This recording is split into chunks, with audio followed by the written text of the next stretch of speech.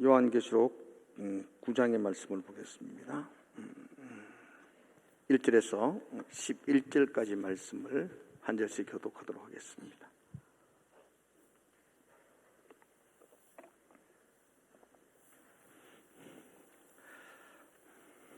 제가 먼저 1절을 보겠습니다. 다섯째 천사가 나팔을 불매 내가 보니 하늘에서 땅에 떨어진 별 하나가 있는데 그가 무지갱의 열쇠를 받았더라. 그가 무저갱을 여니 그 구멍에서 큰 화덕의 연기 같은 연기가 올라오매 해와 공기가 그 구멍의 연기로 말미암아 어두워지며 또 황충이 연기 가운데로부터 땅 위에 나오매 그들이 땅에 있는 정갈의 권세와 같은 권세를 받았더라. 그들에게 이르시되 땅의 풀이나 푸른 것이나 각종 수목은 해하지 말고 오직 이마에 하나님의 인침을 받지 아니한 사람들만 해하라 하시더라. 그러나 그들을 죽이지는 못하게 하시고 5달 동안 괴롭게만 하게 하시는데 그 괴롭게 함은 정갈이 사람을 쏠 때에 괴롭게 함과 같더라. 그날에는 사람들이 죽기를 구하여도 죽지 못하고 죽고 싶으나 죽음이 그들을 피하리로다.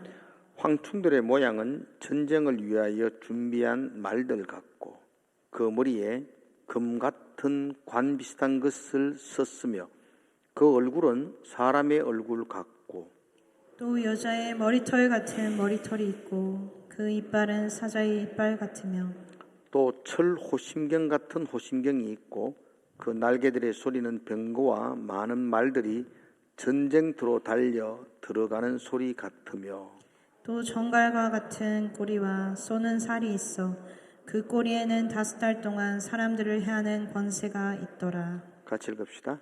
그들에게 왕이 있으니 무저갱의 사자라. 히브리어로는 그 이름이 아바돈이요 헬라어로는 그 이름이 아볼루온이더라. 아멘. 아멘. 이제 5번째 나팔이 이제 9장에서 이렇게 울려 퍼집니다. 5번째 나팔이 울려 퍼지니까 저 무저갱에서 그러니까 끝이 없는 구덩이, 우리는 그걸 소울이라고 부르기도 하고 지옥이라고 봅니다. 아주 깊은 지옥의 밑바닥에서 황충이 등장합니다. 메뚜기의 종류인데요. 메뚜기라고 보면 되죠. 황충이 등장해서 사람들을 괴롭힙니다. 5개월 동안 괴롭히더라. 그리고 그 황충의 모습은 요상하더라. 7절에 되어 있죠. 7절 한번 읽어볼까요, 여러분? 7절. 황충의 모양이죠. 같이 읽읍 시작. 황충들의 모양은 전쟁을 위하여 준비한 말들 같고 그 머리에 금광 같은 썼습니다. 그 얼굴은 사람의 얼굴. 거기까지만 봅시다. 하여튼 황충은 메뚜기가 말같이 생겼어요. 그러니까 잘 모르겠어요. 어떻게 생긴지 잘 모르겠어요. 그리고 머리에 금 같은 관을 쓰고 있고 얼굴은 사람의 얼굴이에요. 그 예쁜 사람 같아요. 머리카락이 긴 거예요. 긴 예쁜 모습. 그런데 이빨은 사자 이빨 같고 그렇게 쭉 기록되어져 있습니다. 이게 무슨 뜻인가? 이 모습이 어떤 모습인가?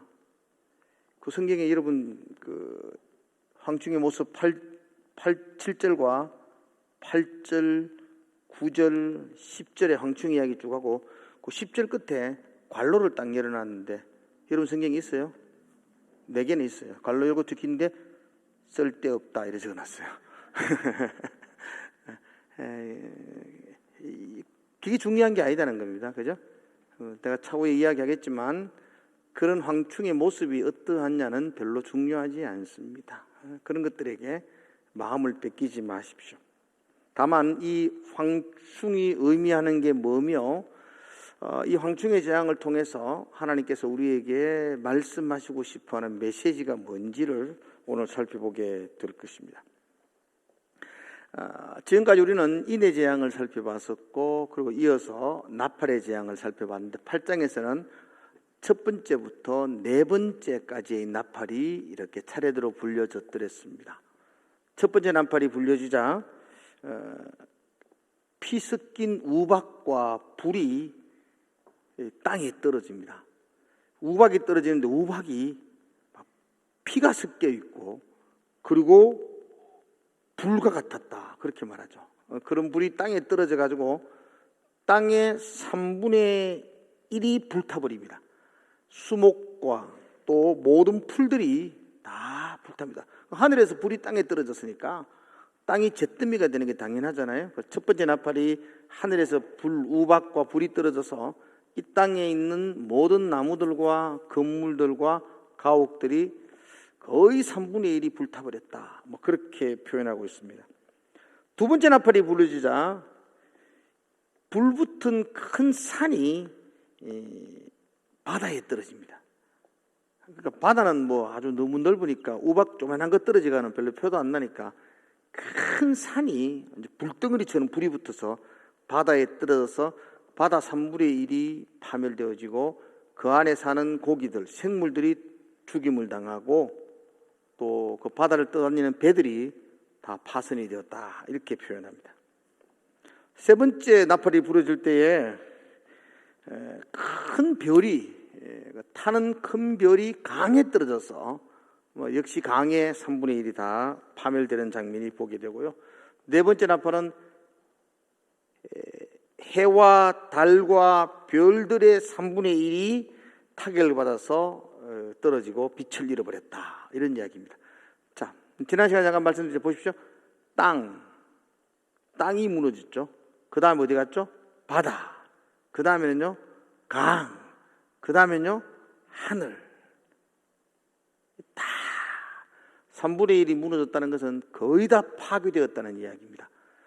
그러므로 이 첫 번째 나팔에서부터 네 번째 나팔이 불어지면서 이 땅에 일어나는 현상은 하나님이 처음 창조하셨던 우리 눈에 보이는 이 모든 것들이 다 파괴되어졌다, 무너졌다, 이렇게 보여집니다. 이걸 첫 번째 창조라 그러거든요. 에덴 동산 첫 번 창조된 모든 세계가 무너져가고 있는 장면을 보여줍니다. 인간의 죄, 우리의 타락으로 인해서 하나님이 아름답게 창조했던 이 첫 번 세계가 철저하게 파괴되는 모습을 보게 됩니다. 그러나 이 첫 번 세계가 파괴되어지면 끝나는 것이 아니고요, 계시록은 그 이후에 새하늘과 새 땅, 하나님의 나라가 다시 세워진다고 말합니다. 그건 두 번째 창조입니다. 두 번째 창조가 다시 이루어진다, 그렇게 약속하고 있습니다. 이 역설적인 진리, 다 무너졌는데 새롭게 창조되어진다. 역설이잖아요. 그죠? 다 무너졌는데 왜 다 무너뜨릴 걸 다시 다 지을 걸 왜 무너뜨립니까? 건물도 고쳐서 사용할 수 있는 리모델링을 할 수 있는 건물이 있고 재건축을 해야 되는 건물이 있습니다. 이 땅은 지금 재건축을 하는 겁니다. 하나님이 마지막 때에 이 땅을 다시 다 무너뜨리고 새하늘과 새 땅을 다시 세우게 될 것입니다. 이게 이제 역설적인 거고 이중적인 겁니다. 이 땅의 무너짐, 새하늘과 새 땅이 세워짐. 요한계시록 전체 이야기가 이 이야기입니다. 우리 눈에 보이는 바벨론, 이 땅은 철저하게 무너지고 다시 새 예루살렘과 새 하늘과 새 땅이 다시 창조된다, 재창조되어진다는 이야기를 계속해서 반복해서 사이클처럼 반복해서 우리에게 알려주고 있습니다. 그러므로 이 땅을 향한 하나님의 심판은 다른 각도에서 보면 새로운 창조의 시작이라고 보여집니다. 그렇죠? 건물이 무너져야만이 새 창조가 일어나는 거니까 첫 번째 재앙에서부터 네 번째 재앙까지 철저하게 이 땅, 하늘, 바다, 강 철저하게 파괴되는 것은 두려운 일인가 동시에 깨끗하게 무너지고 나면 멋지게 새로운 재창조가 이루어진다는 희망의 메시지와 같습니다. 예수님이 십자가에서 사탄의 머리를 짓밟고 죽음을 승리하시고, 사탄에게는 심판이었죠. 우리에게는 죄와 사망에서의 구원입니다. 그래서 세상의 심판은 반대 측면에서 하나님의 백성인 저와 여러분들에게 구원의 역사가 이루어지는 겁니다. 출애굽, 애굽에는 장자의 죽음에 비참한 통곡이 임하지만 그 땅의 이스라엘 백성들에게는 구원하심이 이루어지는 거예요. 그러니까 심판과 구원이 함께 공존하는 사이클로 이 땅에 임하여진다는 겁니다. 그러므로 계시록을 통해서 저와 여러분들에게 하시는 하나님의 분명한 메시지는 무너질 이 땅, 파괴될 이 땅에 소망을 두지 말라는 겁니다. 이 땅이 점점 무너지는 것 때문에 절망하지 마시라는 겁니다. 이 땅이 파괴되는 것 때문에 여러분 낙담하지 마십시오. 그건 재창조가 이루어지는 징조로 보는 것입니다. 새하늘과 새 땅이 우리 가운데 세워진다는 소망을 붙들기에 우리는 이 땅의 무너짐에 낙담하지 않습니다. 이건 우리 개인적으로도 적용되어집니다. 여러분 개인적인 여러분들의 소망과 여러분들의 바람과 여러분들의 꿈들이 무너지는 것에 대해서 절망하지 마십시오. 하나님의 꿈이 여러분 속에 다시 세워지게 될 것입니다. 그죠? 이 땅에 내가 바라보고 소망하는 것들이 포기되어지고 무너지는 것 때문에 우리는 낙담하는 것이 아닙니다. 세상 사람들은 그거 하나 무너지면요, 아파트에서 뛰어내립니다. 견딜 수가 없습니다. 그런데 우리는 다시 세워질 새하늘과 새 땅을 바라보기 때문에 그 무너짐 때문에 절망하지 않습니다. 너 낙담하지 마라. 그렇게 말씀하고 있는 메시지입니다.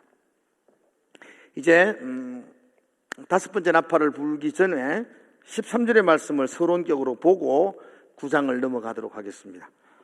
13절 8장 13절입니다. 우리 같이 한번 읽어볼까요?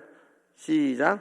내가 또 보고 들으니 공중에 날아가는 독수리가 큰 소리로 이르되 땅에 있는 자들에게 화가 있으리니 이는 새 천사들이 불어야 할 나팔 소리가 남아 있음이로다 하더라. 아멘. 갑자기 독수리가 등장합니다. 여러분, 이제 독수리 그러면 여러분 떠오르는 게 뭐죠? 독수리가 의미하는 게 뭘 같아요? 성경 속에서. 빨리 이야기해요. 나 물 먹고 놀 테니까.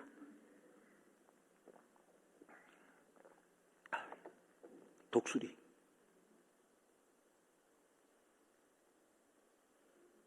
예? 나 시간 많아요. 제가 묻는 것은 여러분들이 생각을 하라는 겁니다. 지금 벌써 반은 눈이 딴 데 돌아가 있어요. 생각을 하셔야 돼요. 독수리가 의미하는 게 뭐죠? 성경 속에서. 성경에 독수리 나오는 거 없습니까? 찬송가에 독수리 나오는 거 없나요? 날개쳐 올라간다. 독수리 하면 날개가 떠올라요. 힘. 또 독수리가 뭐죠? 독수리는 성경 속에 크게 두 가지를 우리에게 의미해줘. 성경 속에 독수리가 그 날개로 우리를 감싼다, 보호한다, 이렇게 표현해요. 독수리가 그 날개 아래 새끼를 보호하는 것처럼 하나님께서 저와 여러분들을 독수리 날개 아래 보호해 주신다, 그렇게 말해요. 그 라하프라는 단어인데요, 독수리가 보호한다, 라하프라는 단어인데 알을 품는다 이런 뜻이 있어요. 알을 품는다. 창세기에서 하나님의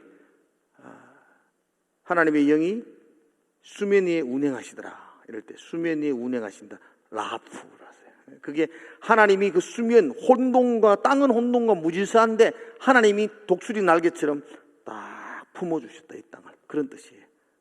하나님이 우리를 보호하신다, 우리를 품어주신다, 이럴 때 독수리가 연상되어져요. 그러나 또 한면에 독수리는 우리를 품어준다, 우리를 보호한다, 이런 의미가 있지만 또 뒷면에는 독수리 그러면 심판한다, 징계한다, 이런 의미가 있습니다. 성경 신명기 28장 49절에 보면 이렇게 되어져 있거든요. 한번 보시면 좋겠어요. 신명기, 자, 같이 읽읍시다. 시작. 곧 여호와께서 멀리 땅 끝에서 한 민족을 독수리가 날아오는 같이 너를 치려오게 하리니 이는 내가 그 언어를 알지 못하는 민족. 하나님을 알지 못하는 민족이기 때문에 독수리가 날아오는 것 같이 너를 칠 것이다. 그 독수리의 임재는 심판을 상징합니다. 호시아서 8장 1절에도 동일한 이야기 하거든요. 한번 보게요. 같이 시작. 나팔을 내 입에 댈지어다 원수가 독수리처럼 여호와의 집을 덮치리니 이는 그들이 내 언약을 어기며 내 율법을 범하노라. 너희들이 내 언약과 율법을 범하기 때문에 독수리처럼 원수가 적국이 우리를 침범할 때 그 독수리의 의미가 심판한다, 침범한다 이런 의미가 담겨져 있습니다. 오늘 여기 다섯째 재앙이 시작되기 전에 그 전체의 서론적으로 독수리를 등장시킵니다. 두 가지 의미죠. 그들을 심판한다, 또 보호한다 이런 뜻입니다. 그렇죠? 심판한다, 누구를요? 세상을. 보호한다, 누구를 보호한다고요? 여러분들을 품에 안아서 보호한다 이런 의미입니다. 화가 임할 거다. 심판이죠. 그 화가 세상에는 심판으로 우리에게는 보호하심으로 임하게 될 것이 이 다섯 번째 재앙의 특징이다 라는 것을 보여줍니다. 한번 볼게요. 자, 1절 한번 봅시다. 시작.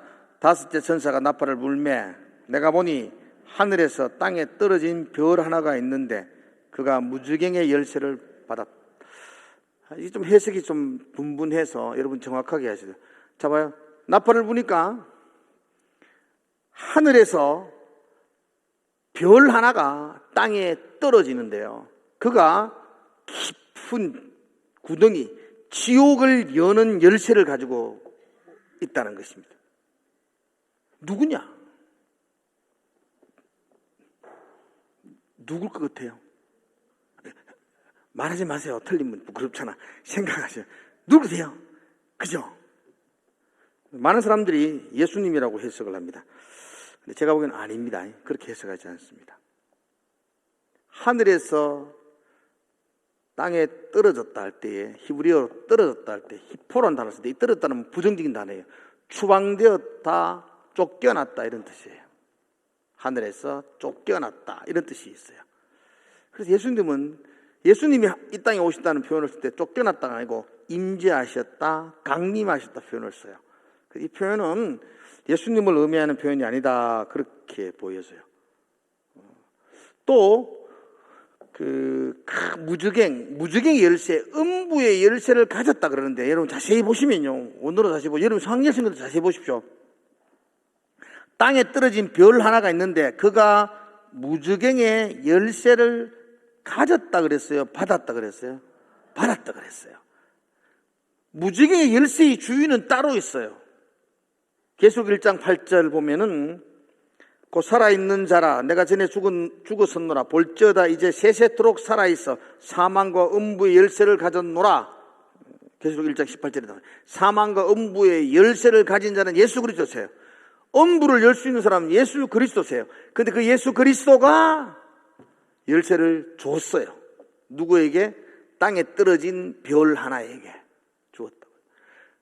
그리고 그 땅에 떨어진 그 별 하나가 그 열쇠를 받고 무지갱을 열고 거기서 황충이 나오고 이 땅의 심판이 펼쳐지게 됩니다. 여러분 이 땅의 심판, 재앙 그런 것들이 하나님이 하신다고 보시면 안 돼요. 이 하나님의 손 안에 있지만 그 하나님이 하시는 게 아니고 사탄이 하는 거죠. 우리의 죄의 결과로 이 땅에 재앙과 심판이 임하는데 그 심판을 진행하는 것은 사탄이 하죠. 하나님의 주관 안에 있는 거죠. 하나님이 이 땅 와서 다 그렇게 하는 건 아니라 그렇게 보는 것입니다. 그죠?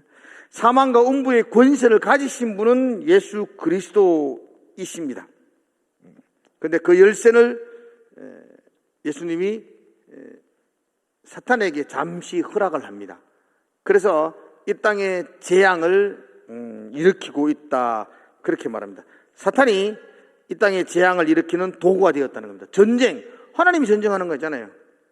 전쟁, 기근, 환경 파괴, 흉악한 질병, 이것은 하나님의 허락하에 사탄이 이 땅을 괴롭히는 수단과 방법이라는 겁니다. 그러나 그것은 사탄이 제 마음대로 하는 게 아니고 하나님이 주권 아래에 있다, 이렇게 표현합니다. 그래서 오늘 땅에 떨어진 별 하나, 예수님을 보는 게 아니고 하늘에서 추방된 사탄, 근데 그 사탄이, 악한 영이 잠시 동안 이 땅을 괴롭히는 권세를 가지게 됩니다. 다음에 이제 천년왕국 들어가면 제가 이야기하겠지만, 지금 사탄이 이 땅을 괴롭히는 권세를 가지고 있다는 겁니다. 지금 사탄이 우리를 유혹하고 넘어뜨리는 권세를 가지고 있다는 것이죠. 맞나요? 그렇죠? 그렇죠. 지금 그렇다는 거죠. 예수님이 우리를 넘어뜨리고 무너지게 하고 우리를 죄짓게 하는 게 아니고, 사탄이 우리를 유혹하고 넘어뜨리는 권세를 지금 가지고 있다는 것입니다. 그 기간이 얼마나 그러죠? 사탄이 무지개를 열고 이 땅 가운데 황충의 재앙이 임하는 그 기간이 얼마나 그러죠? 5달이라 그러잖아요. 5절 한번 읽어볼까요? 시작. 그러나 그들을 죽이지는 못하게 하시고 5달 동안 괴롭게만 하게 하시는데, 그 괴롭히는 힘은 정갈이 사람을 쏠 때의 괴롭게 함과 같더라. 사탄이 와서 그 깊은 지옥의 문을 여니까 그 속에서 메뚜기가 나옵니다. 그 2절에 보면 무지갱을 여니 그 구멍에서 큰 화덕의 연기 같은 연기가 올라오매, 이렇게 되어 있거든요. 여러분, 연기는, 성경 속의 연기와 구름은 하나님의 임재를 상징해요. 법궤 앞에, 성전 앞에. 근데 여기는 연기가 아니고 연기 같은 연기입니다. 이해가세요? 속임수라는 겁니다. 가짜라는 겁니다. 하나님의 거룩한 임재의 상징이 아니라 사탄이 우리를 속이는 연기 같은 연기를 내뿜고, 그 연기 안에서 황충이 등장합니다. 그리고 심판이 임하게 되는 것입니다. 그러므로 사탄은 속이고 속이는 것입니다. 좀 이따 이야기하겠지만 이런 것들이 우리를 넘어뜨리게 하고 유혹해 하는 것입니다. 이런 황충의 모습, 좀 전에 말씀드린 이 황충의 모습은 별로 중요하지 않습니다. 다만 한 가지 중요한 것은 이 황충의 모습이 전쟁을 일으키는 말과 같지 않습니까? 그렇죠. 말과 같고 그렇게 말하는데, 그리고는 얼굴은 사람 얼굴 같은데 머리가 긴 이쁜 모습인데, 얼굴은, 이빨은 사자 이빨을 가지고 있고. 그러니까 여러분, 예쁜 여자한테 끌려가면 사자한테 물려 죽는 겁니다. 그래서 저는 안 예쁜 여자하고 결혼했습니다. 예쁘게 유혹하는 거죠. 예쁘게 유혹해서 이렇게 굉장한 사자 이빨로 그를 넘어뜨리게 하는 것. 이게 지금 5번째 재앙의 모습입니다. 지금도 그 황충 같은 것들이 와가지고 예쁜 모습으로 유혹해서 아주 엄청난 고통, 정갈을 찌르는 듯한 고통을 사람들에게 임합니다. 정갈 찌르는 고통이 얼마나 고통이냐? 잘 모릅니다. 매우 아픈 고통입니다. 표현할 수 없는 고통입니다. 죽고 싶은 고통입니다. 그 죽고 싶은데 죽을 수 없는 고통입니다. 그래서 극심한 고통이죠. 죽고 싶은데 못 죽는 곳이 어디죠? 지옥 같은 고통. 안 죽습니다. 지금 황충의 재앙이 이 땅에 임하는데, 그 임해서 그 재앙을 당하는 사람은 죽고 싶을 정도로 아픈, 고통스럽습니다. 그런데 죽을 수가 없습니다. 그죠? 어떤 모습으로? 아주 매혹적인 모습으로 이 땅에 와서 우리를 현혹하고 넘어지게 하고 정갈로 우리를 찌릅니다.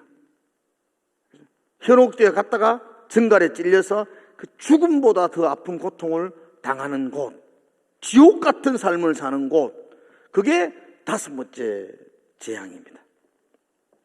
특이하죠? 메뚜기가 오면요, 메뚜기가 오면 푸른 거는 다 먹습니다. 메뚜기들이. 지금도 중동 지역에 메뚜기 재앙이 한 번씩, 메뚜기들이 한 번씩 날아가는데요, 큰 때를 이어서 메뚜기가 쫙 지나가면 파라물이 습습한 것들은 하나도 없습니다. 싹 다 갑니다. 그런데 여기 나팔을 불고 황충이 올라가는데, 그 메뚜기의 재앙의 특징은 4절에 보니까, 한번 4절 한번 읽어볼까요? 4절 시작.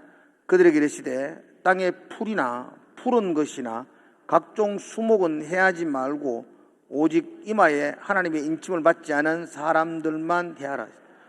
이 풀을 먹는 게 아닙니다. 이 메뚜기 이 재앙은 사람에게만 고통을 줍니다.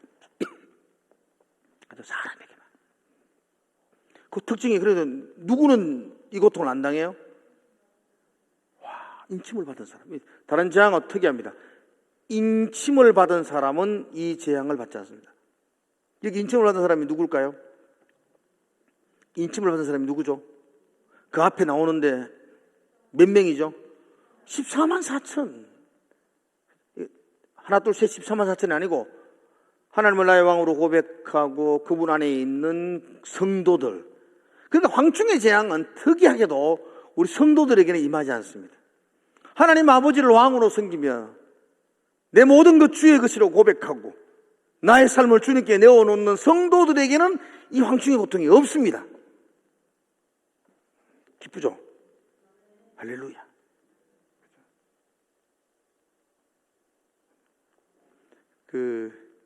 아까 말했죠. 이 재앙이 5달 그랬잖아요. 5달. 5달이 혹시 며칠이죠? 대충 계산하면 150일이 150일 그때면 생각나는 게 뭐 있나요? 150일.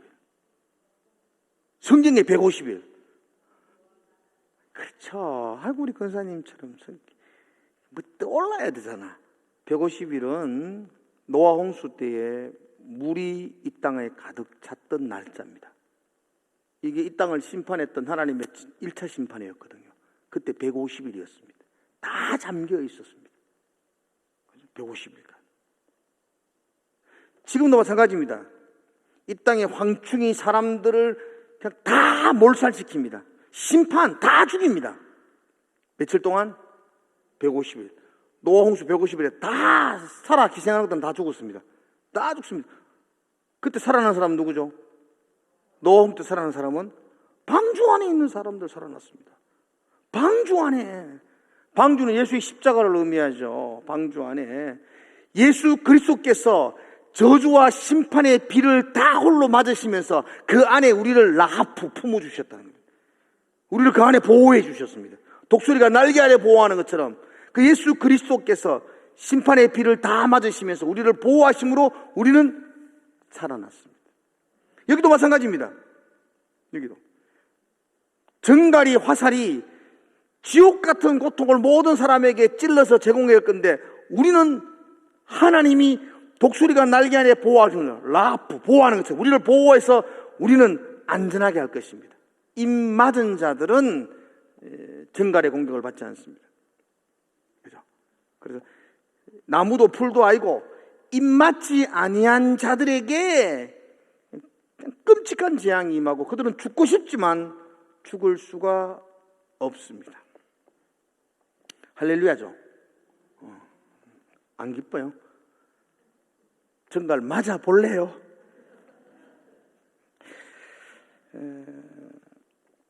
그런데 이게 무슨 의미냐? 이제 우리 의미를 찾아야 돼. 이게 무슨 의미냐? 여러분 잘 보세요. 정갈의 재앙이 지옥 같은 재앙입니다. 지옥 같은 그 재앙들이 이 땅에 모든 사람들에게 임합니다. 지옥 같은 재앙이 이 땅에 사람들에게 임할 때에 우리는 보호를 받습니다. 그 재앙이 임하지 않습니다. 지금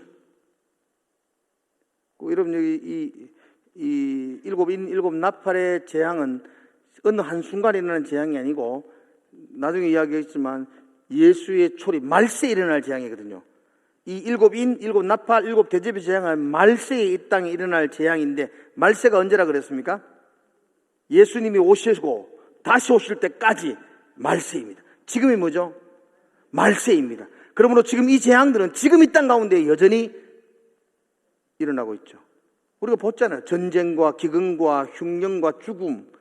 지금 이 땅에도 동일하게 일어나고 있는 재앙들이죠. 이 황충의 재앙도 지금 이 땅에 일어나고 있는 재앙인데 근데 유독 이 땅에서 황충의 재앙이 일어나는데 이 땅에서 그리스도 안에 있는 입맞은 성도에게는 이 재앙이 임하지 않는다 이렇게 말합니다. 제가 한참 고민했습니다. 이 무슨 의미일까 고민하고 여러 책들을 보게 되었는데, 잘 보세요. 자, 이렇게 한번 해석해 볼게요. 세상 사람들이 삶의 목적이 뭘까요? 우리 말고 옆집 아저씨들의 삶의 목적이 뭐죠? 뭐가 목적일까? 성공하고 출세하고 돈 많이 벌고 그게 목적이죠. 성경을 그걸 가르쳐 고린도전서에 그거는 사람은 배를 위해서 한다 그래요. 배신이라 그래요. 배. 궁극적으로 배를 위해 사는 사람들입니다. 모든 총칭을 해서 의미가 있죠. 먹하면 딱 아이고 먹고 살락하면 왜 안 오? 그거 다 배신을 숨기는 사람입니다. 우리는 굶어 죽으면 어떤데? 이 성도들이죠. 안 믿는 사람들은 다 아이고 입이 포도청이라서 어쩔 수 없다. 그 배신 때문에 다 그래 나쁜 짓 하고 돌아다니는 겁니다. 왜 웃어요? 그래 살았어요. 우리 배를 채우는 사람들이잖아요. 저는 배가 좀 얘네가 조금만 채우면 돼요. 잘 보세요. 자, 모든 사람은 배를 위해 살아갑니다. 근데 배를 위해서 더 많이 노력하고, 배를 위해서 더 많이 가지려고 그러고, 배를 위해서 더 많이 높이 올라가려고 그러고, 배를 위해서 더 빨리 달려가려고 그러고, 배를 위해서 경쟁하고, 배를 위해서 싸우고, 그래서 나타나는 결과가 다툼과 분쟁과 시기와 미움과 질투와 전쟁. 배를 위해 달려가는 그곳에 항상 정갈의 소인원 같은 지옥 같은 삶이 펼쳐진다는 겁니다. 인정하십니까? 힘들어 죽겠어. 왜 힘듭니까? 배를 위해 살기 때문이죠. 아닌가요? 아이고 자식들 보면 아들 보면 애는 원래 애 미긴다고 애라 그런답니다. 그래서 요번에 들었는데 참 특이하대. 애는 원래 애 미기기 때문에 애라네요. 애가 내게 얘를 미긴다는 것은 내 배를 채우는 한 방법이었는데 그게 안 되니까 내가 얘를 먹는 거예요. 다 생각해 보시죠. 다 자기의 배를 채우기 위해서 달려갔는데 결국은 정갈에 쏘이는 같은 아주 지옥 같은 삶을 살아갑니다. 우리의 삶의 목적은 뭡니까? 다시 한번 더. 우리의 삶의 목적이 뭐죠? 하나님 그거 끝납니까? 똑똑하게 이야기해서 배를 위해 사는 사람처럼 아무것도 모르는 사람처럼 하지 말고 여러분의 삶의 목적은 뭡니까? 하나님을 위하여 주의 영광을 위해서 주님 닮는 건 내 삶의 목적이고 예수님처럼 살아가는 내 삶의 목적이죠. 비록 그래 못 살았어. 안타깝지만 내가 예수님처럼 살아가려고 예수의 영광을 위해 살아가는 동안에는 정갈이 나를 찌를 수 없습니다. 내가 욕심을 가지고 살아가는 동안에 정갈은 끊임없이 나를 괴롭혀서 지옥 같은 하루하루를 살게 할 것입니다. 그러나 내가 주를 위해 살아가는 동안에 주의 영광이 나의 삶의 목적일 때에 더 이상 정갈은 내게 아무런 고통을 주지 못합니다. 그렇지 않습니까? 그래서 입맞은 자에게는 이 재앙이 없다는 겁니다. 주님이 보호해 주시기도 하겠지만 우리는 그들이 찌르는 찌름에 찔리지 않는다는 것입니다. 뱀이 정갈이 우리를 짓밟을 수가 없고 하나님 안에 있는 하나님의 영광을 위해서 예수 닮는 것 그게 나의 삶의 목적으로 살아가는 사람들은 너희가 뱀과 정갈을 밟으며 원수의 모든 능력을 제어할 권세를 가진 자가 되는 것입니다. 그러니까 너희를 해야 할 자가 결단코 없으리라. 이거 한번 찾아가 읽어야 됩니다. 누가복음 10장 19절 뜹니다. 보세요. 자, 같이 한번 읽어봅시다. 시작.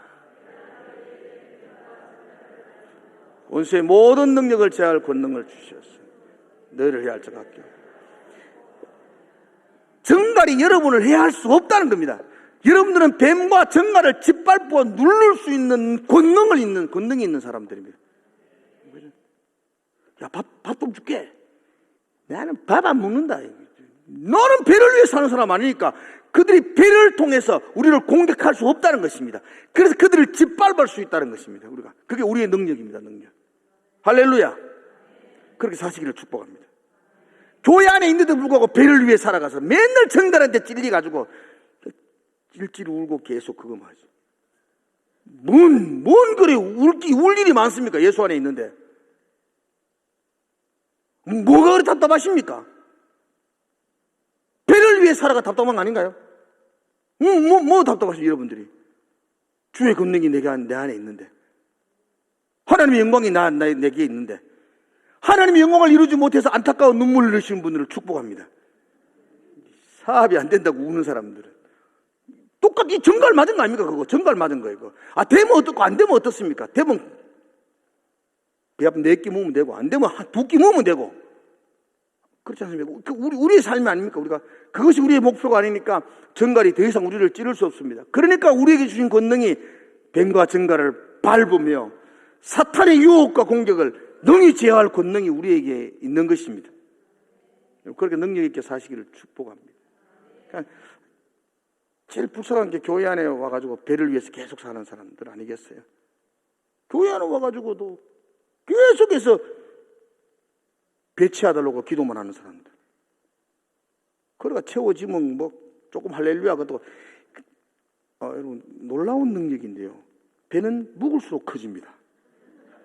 어제의 만족이 오늘의 아쉬움으로 바뀝니다. 그것으로는 만족을 얻을 수 없습니다. 그래서 천하를 얻고도 만족함이 없는 게 그게 인생 아닌가요?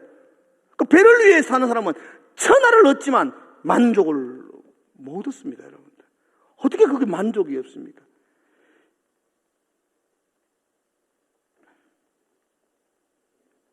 저 어제도 어디 초대를 받아서 얼마나 맛있게 먹었고, 오늘도 김일용 집사님 집에 가가 고기 곱창을 배 터지도록 먹고,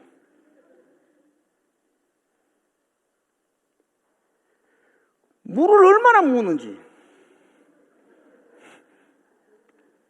갈증 해결이 안 됩니다, 여러분. 이 땅에 여러분들 갈증을 해결할 수 없습니다.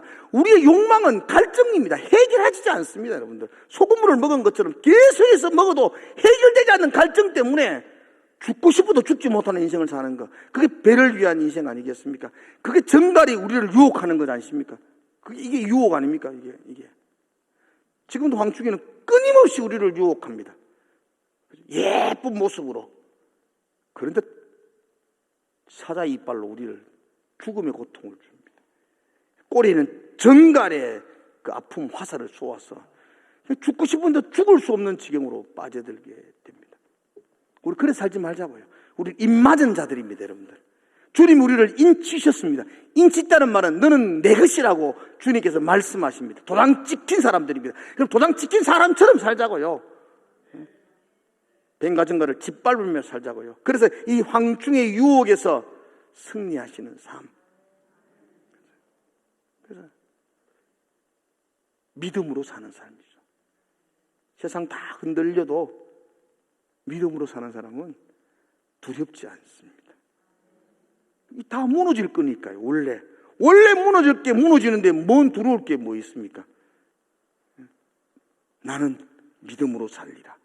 그럴 때에 황충의 재앙은 우리하고 아무 관계가 없고, 그렇게 살아가는 사람이 입맞은 사람이고 14만 4천입니다. 저와 여러분이 그런 삶을 살아내시기를 주의 이름으로 축복을 드립니다. 기도하겠습니다. 하나님 아버지, 먹어도 갈증이 해결되지 않는 그런 가람 속에 배를 위해 사는 사람이 아니라 주의 영광을 위해서 하나님의 입맞은 자로서 주님 안에 주와 동행하며 주님과 함께하는 우리의 삶이 되게 하여 주시옵소서. 세상 흔들리고 사람들이 변하는 것 때문에 낙담하고 절망하는 것이 아니라 믿음으로 승리하는, 믿음 안에서 찬송하고 감사하는 우리의 삶이 되게 하여 주시옵소서. 오늘 기도할 때에 성령께서 우리를 인도하여 주시옵소서. 예수님 이름으로 기도드리옵나이다.